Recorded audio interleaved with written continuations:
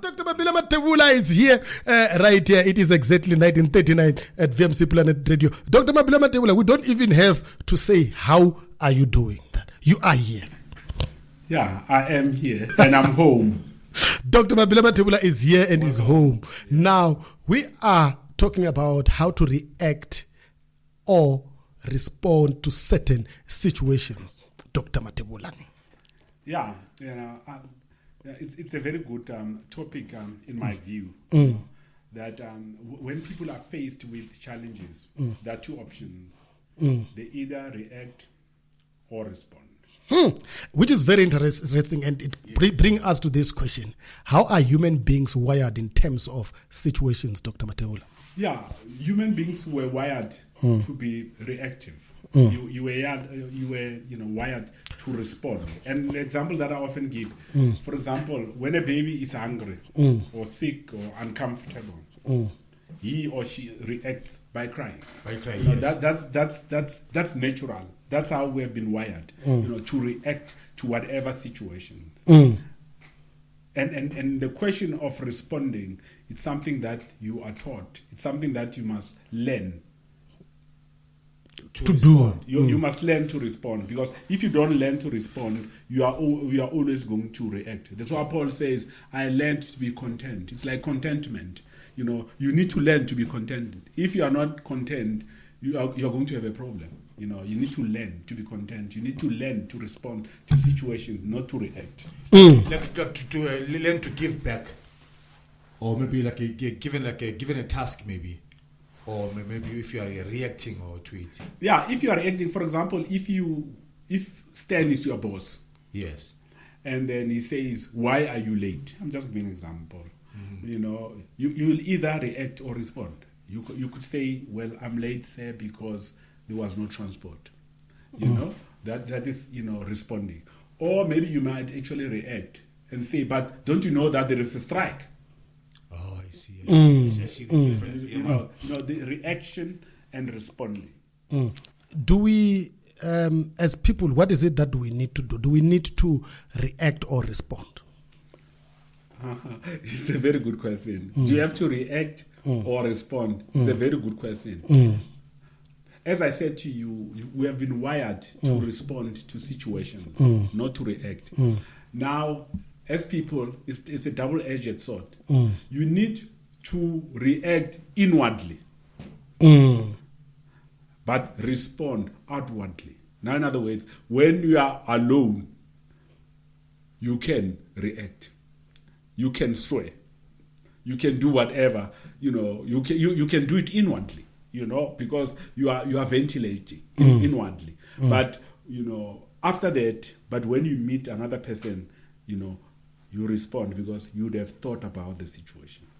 Meaning, Mr., you respond inwardly, keeping it to yourself. Yeah, keeping it to yourself, absolutely. And then not reacting or not showing the body language.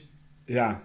I understand. Okay, so we have to do it both. And then tell me, what do we need to respond to, different situations? Yeah, because you see, in life you're going to come across, different challenges.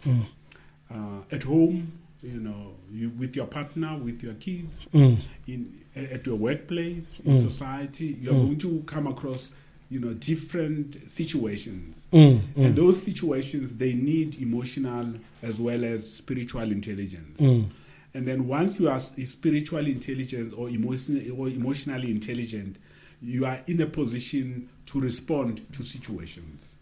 You are in the position to actually respond to situations. Now, do we have maybe example of reactions versus responding, Dr. Mathebulula? Yeah, well, if you look at the four Abrahamic faiths, like for example Christianity, Judaism, Islam, and the Baha'i faith, there are examples of reactions as well as responding. For example, the story of Hannah in the Bible, Samuel's mother. I think we know about it. She went into the temple and she was praying. and Eli, the priest, thought that she was drunk. And then he approached her and says, why are you drunk? And then she could have reacted, because in the first place, Eli, his two sons were very corrupt. They slept with women in the temple. They robbed them of the meat and everything. And they did things that the Lord didn't actually approve of them. But she said, no, my Lord, I'm a person, who's troubled. She respected Eli. And then she said, she didn't react. She could have reacted, but she responded. And then that changed the entire outlook of Eli. And he says, let the God of Israel grant you your petition. She responded. She responded, and she changed the whole situation. The same applies to the question of Jesus. When that woman was actually brought to her, was caught in an alleged activity of prostitution. They said, according to the Mosaic law, this person had to be stoned. But His Holiness Jesus the Christ said to them, let he who has not sinned cast the first stone. Jesus didn't react, he responded. Exactly. So he actually responded. Now, perhaps we need to talk about what is a reaction, Dr. Mathebulula.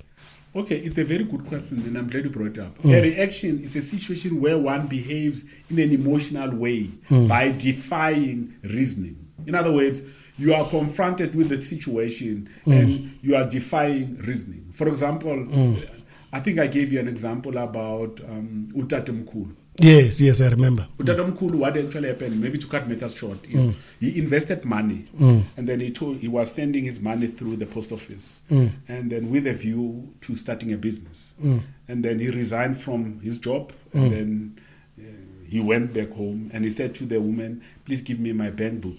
And then he went to the post office only to find out the woman didn't actually invest any money. And then when he went home, the woman was no longer there. And then Tatamkhulu was frustrated. He had to go to his brother to say, I'm very frustrated about this situation. The brother said, no, well, that woman is a useless woman, that's why I part ways with her. But Tatamkhulu said to his brother, I came to you because I wanted some solace. I wanted you to comfort me. And the mere fact that you are not comforting me, I'm going back to that woman. Instead of reacting to the situation, he responded to that situation. So basically, he was not, being emotional in that type of a situation. Which brings us to the next question: what is the difference now between emotion and feeling, Dr. Mathebulula? Yeah, an emotion is a strong feeling, and a feeling is a strong emotion.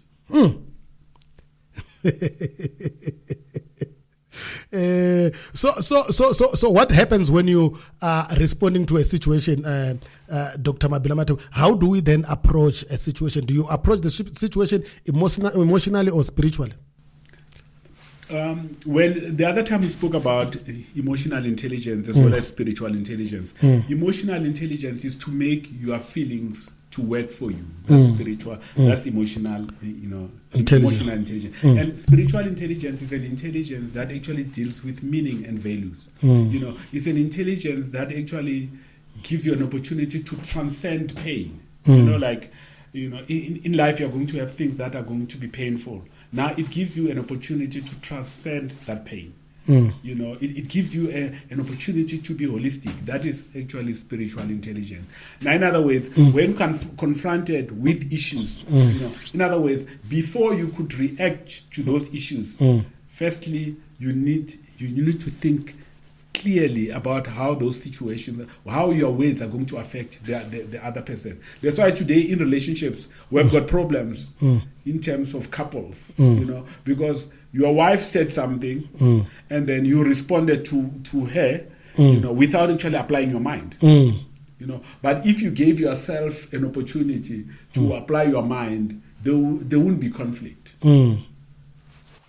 So that's why we end up with conflict actually in a relationship, Dr. Mathebulula, that actually makes sense, because there might be times where you are required to perhaps sit back and relax and try to figure out how you need to respond without causing a conflict. Yeah, for example, if, for example, you are going through a financial situation in your family, and then you come back home and your wife says, Stan, we don't have meat, and you might actually say, but this woman does not actually think, she knows that we are going through a traumatic experience within the family. And you might actually say to her, but why do you say there's no meat? Because you know what we are going through, You are reacting to the situation. But if you had actually applied your mind to the situation, you'd actually approach her in an emotional, intelligent way and say, but okay, fine, there's no meat. What is it that you want us to do? Maybe go and get something and blah, blah, blah. You have averted the conflict because you have actually applied your mind before you could ventilate, before you could say things that you are not supposed to say. The same applies to the working environment. The relationship with your boss or with your subordinate.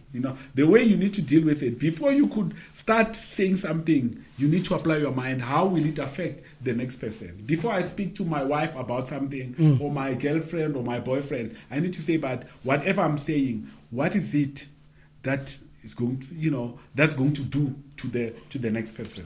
What will you recommend now for, a person who's faced with challenges in terms of how they need to respond? Yeah.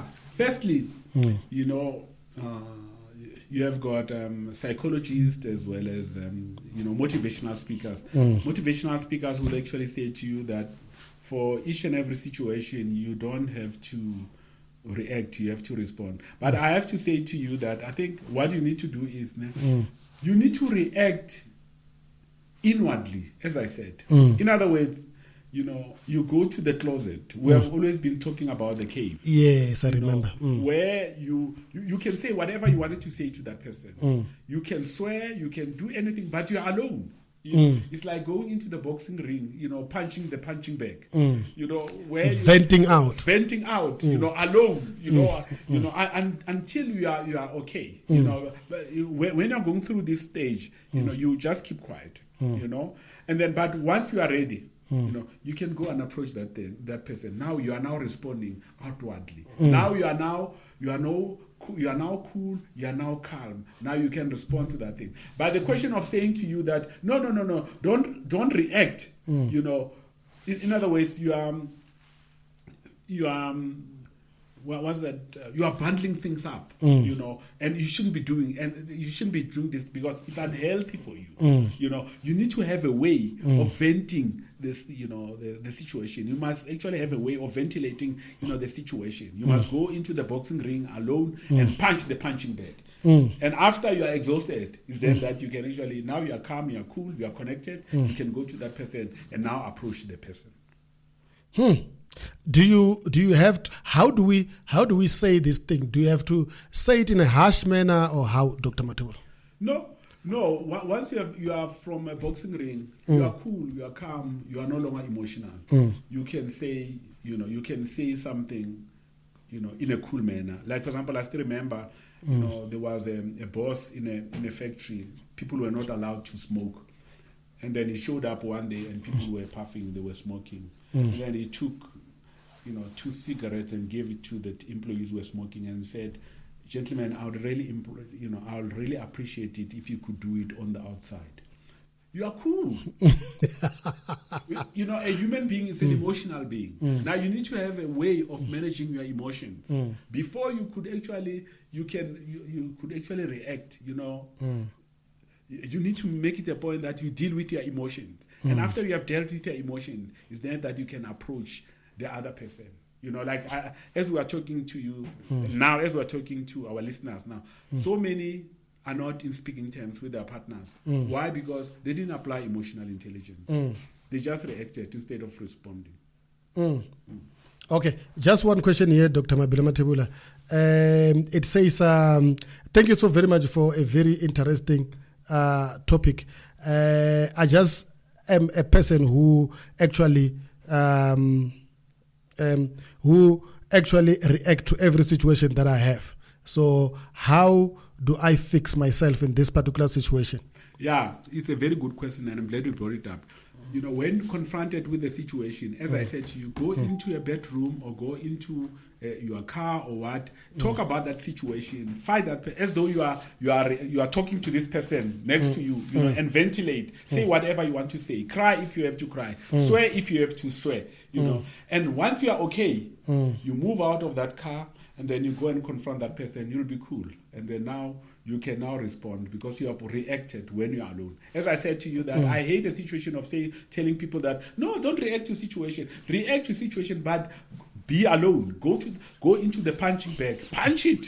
You know, say whatever you want to say. Swear where you have to swear. Cry where you have to cry. And after you're okay, you can confront that person, and you'd find that everything is cool, and your relationship is cool. You'll enjoy your relationship. And then you don't mess up anything. You don't mess up. Okay. Now, Dr. Mabila Mathebulula, we have a very interesting, part to this. Now, what advices do we have from Mars? Mars, men are from Mars and women are from Venus. And then now we are advising Venus. Firstly, with your man, let him feel your approval and affection. Let this man feel your approval and affection. And the example that I'll give you is like after God created Adam, but he fashioned Eve. And after Adam saw Eve, he said, bone of my bone and flesh of my flesh, and I'll call her woman. That was affection and approval. Let him feel your approval and affection. As men, we need to feel it. I need to feel it from my wife. I need to feel, that approval and affection. Yeah. And then the second one, because we are giving two. Yeah, two. Protect his dignity on daily basis. Like men have got that ego, and then you need to protect his dignity. Wherever you go, protect his dignity. The way you dress, you need to protect his dignity. The way you talk, even when, I'm not working where you are working, where my wife is working, she needs to protect, that dignity. And then even when people see me, they say, oh, because you have protected the dignity. That's what we want as men. We don't want money from them. We just want my dignity to be protected.